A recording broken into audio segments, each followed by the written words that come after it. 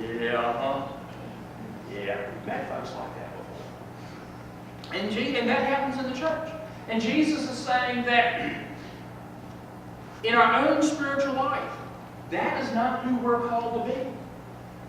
We're not called to be ambitious in our relationship with God. We're not called to be ambitious in our relationship in the church with each other, trying to leapfrog over others to get somewhere else that we want to go. We should be satisfied.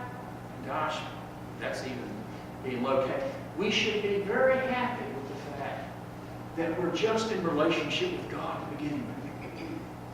To give thanks for that relationship with Jesus. The fact that we are one of His children. And whatever else happens in our lives makes no difference. Because we're in relationship with our Lord.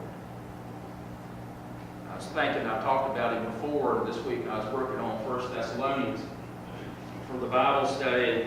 We're talking about, Paul talks about praying constantly. And I always remember Brother Lawrence of the resurrection at that point. He talked about what they call the practice of the presence of God. And Brother Lawrence said it didn't make any difference whatever else went on in his life, as long as he maintained that relationship with God, that relationship of love, nothing else mattered. And this morning, as we hear these words about the spiritual disciplines in St. Matthew's Gospel, that's essentially what Jesus is telling us. Nothing else matters. Not ourselves, but only that relationship we have with the Lord. Now, those spiritual disciplines are not easy. We can pray and we can meditate, but to actually have a disciplined prayer life, which is made up of different kind of avenues, is very difficult. I don't know of an easy way to make it easy.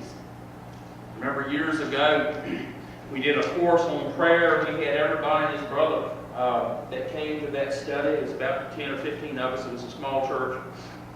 And we got together and we joined that. And so the next thing this author had come up with was a book on spiritual disciplines. Prayer, meditation, confession, fasting, study. And everybody was all excited. Let's do that study on spiritual disciplines.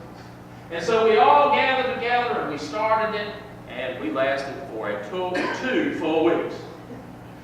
And everybody said, that's just too hard.